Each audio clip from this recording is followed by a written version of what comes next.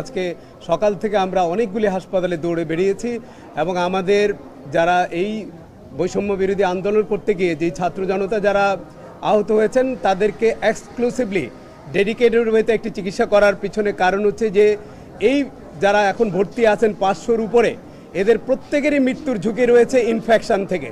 তো এই ইনফেকশন যদি আমরা প্রিভেন্ট করতে না পারি আমাদের এই ছাত্রদের কিন্তু মৃত্যু ঝুঁকি থেকে আমরা কমাতে পারবো না। যে কারণে অ্যাটেন্ডেন্টের যারা আছেন তাদেরকে আমরা অনুরোধ করছি আপনারা হাসপাতাল কর্তৃপক্ষের সঙ্গে যোগাযোগ করে আমাদের সঙ্গে যোগাযোগ করবেন। আপনারা যেটি ওনারা বললেন প্রত্যেক পরিচালক প্রত্যেক স্বাস্থ্য ব্যবস্থাপককে আমরা বলেছি আপনাদের যদি সার্ভিসে কোনো গ্যাপ থাকে, আপনাদের যদি দুর্বলতা থাকে, আপনাদের ট্রলিম্যান যদি টাকা নেয়, আপনাদের পরীক্ষা নিরীক্ষা করতে যদি তারা নিগ্রহের শিকার হয়, ব্লাড ব্যাংকে যদি নিগ্রহের শিকার হয়, তাহলে ছাত্র জনতা কিন্তু আপনাদের উপরে কোনোভাবে ছেড়ে দিবে না। সুতরাং আপনারা আপনাদের অবস্থান থেকে প্রত্যেক পরিচালক স্ব অবস্থানে তার দায়িত্ব যথাযথভাবে পালন করেন, চিকিৎসকরা যার যথাযথ দায়িত্ব পালন করবেন এবং প্রত্যেকটি হাসপাতালে একটি অভিযোগ বাক্স খোলা হয়েছে, যেটি লাল একটি অভিযোগ বাক্স থাকবে। যে কেউ যে কোনো হাসপাতালে সেটি সরকারি হোক বেসরকারি হোক প্রতারিত হলে পরে সেই অভিযোগ বক্সে অভিযোগ দান করবেন এবং 24/7 হেল্প ডেস্ক থাকবে। এই স্বাস্থ্য ব্যবস্থা ওভারনাইট পরিবর্তন করা সম্ভব না, কিন্তু আমরা যেটি চিন্তা করছি স্টেটের অনেক বড় দায়িত্ব, যেটি আজকে বলা হচ্ছে বেসরকারি খাতে সরকারি খাতে কেন মানুষের চিকিৎসা ব্যয় বাড়বে, আউট অফ পকেট এক্সপেন্ডিচার এত বেশি হবে কেন? এটা হচ্ছে স্টেটের রেসপন্সিবিলিটি। স্টেটকে দায়িত্ব নিতে হবে সার্বজনীন স্বাস্থ্য এবং চিকিৎসার জন্যে। কোনো মানুষেরই নিজের পকেট থেকে স্বাস্থ্য ব্যবস্থা দেওয়ার কথা না, এটি তার মৌলিক দায়িত্ব। সুতরাং এটা রাষ্ট্রীয় একটি ইন্স্যুরেন্স পলিসি করতে হবে, যার মধ্য থেকে সবাই এমপ্যানেল প্রাইভেট হসপিটাল এবং গভর্নমেন্ট হসপিটালে কোনো নাগরিককে যাতে কোনো অর্থ দিতে না হয়। কারণ এই যে আউট অফ পকেট এক্সপেন্ডিচার আপনারা জানেন বাংলাদেশে এখন 1 লক্ষ ডায়ালাইসিস মেশিন দরকার, 4 থেকে 5 লক্ষ রুগী কিডনি ডায়ালাইসিসে ভুগছে, এন্ড স্টেজ রেনাল ফেলিওরে ভুগছে।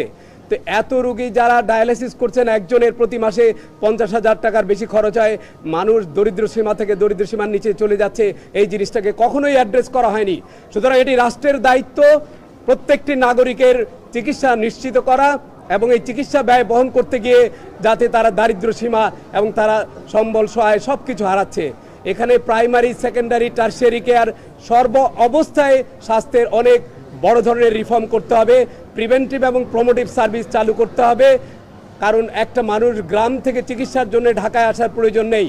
উপজেলার যে স্বাস্থ্য কেন্দ্রগুলি আছে সেগুলোকে স্বয়ংসম্পূর্ণ করতে হবে, সব জায়গায় চিকিৎসকদের উপস্থিতি, চিকিৎসা ব্যবস্থাকে শক্তিশালী করতে হবে, মেডিকেল এডুকেশনকে জনমুখী করে রিফর্ম করতে হবে। আমরা যেই সাহস আজকে পাচ্ছি ছাত্র জনতার যেই আত্মত্যাগের মধ্যে দিয়ে আজকে আমাদের কাজ করবার একটি সুবর্ণ সুযোগ হয়েছে। এই সুযোগটি যদি অবারিত থাকে বাংলাদেশের স্বাস্থ্য ব্যবস্থা পরিবর্তন শুধু সময়ের দাবি। আমরা বিশ্বাস করি এখানে একটি বৈষম্যমূলক স্বাস্থ্য ব্যবস্থা তৈরি হবে, যার অর্থ আছে সে চিকিৎসা পাবে, যার অর্থ নাই সে চিকিৎসা পাবে না। এই ধরনের বৈষম্য এখানে চলতে পারে না। যাদের অর্থবিত্ত আছে তাদের হাঁচি কাশি লাগলে আপনারা সিঙ্গাপুরে চিকিৎসা করেন, আমরা সেই স্বাস্থ্য ব্যবস্থা দেখতে চাই না। এখানে রাষ্ট্রপতি প্রধানমন্ত্রী থেকে উপদেষ্টা সবাই বাংলাদেশে চিকিৎসা করতে হবে এবং সেই ব্যবস্থা এই দেশের জনগণ চায়। আমি বিশ্বাস করি আজকে যারা আছেন তাদের এই আন্দোলন এবং তাদের যে আত্মত্যাগ, অনেকেই মৃত্যুবরণ করেছেন, তাদেরকে আমরা ফিরিয়ে আনতে পারবো না।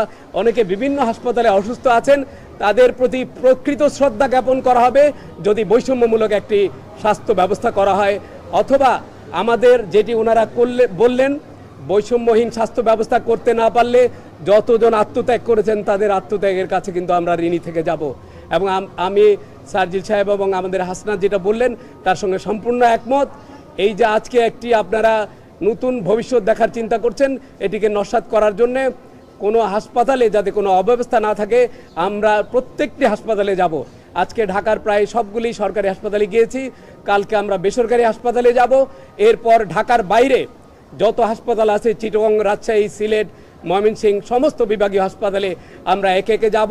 এবং আমি এটিও পরিষ্কার করে দিই, আমাদের যদি কোনো health manager, director, doctor, nurses অথবা কর্মচারী আপনারা যদি দায়িত্ব পালন না করেন, মধ্যস্বত্বভোগীর কাছে আপনারা শরণাপন্ন হন, কোনো সরকারি হাসপাতালে যদি বাইরের থেকে কোনো পরীক্ষা নিরীক্ষা করা হয় অথবা কোনো রুগীকে বাইরের থেকে মেডিসিন কিনতে দেওয়া হয়, ছাত্র জনতা আপনাদেরকে ছাড়বে না। সুতরাং এই হুঁশিয়ারি অত্যন্ত স্পষ্টভাবে দিয়ে যাচ্ছি, আমরা জিরো টলারেন্স পলিসি অ্যাডপ্ট করব। এই রকম অনিয়ম করার জন্য আপনারা নিগৃহীত হলে সেই দায়িত্ব আপনাদেরই নিতে হবে।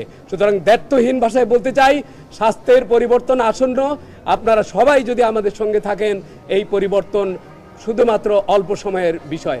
আপনাদের সবাইকে অনেক ধন্যবাদ আজকে এখানে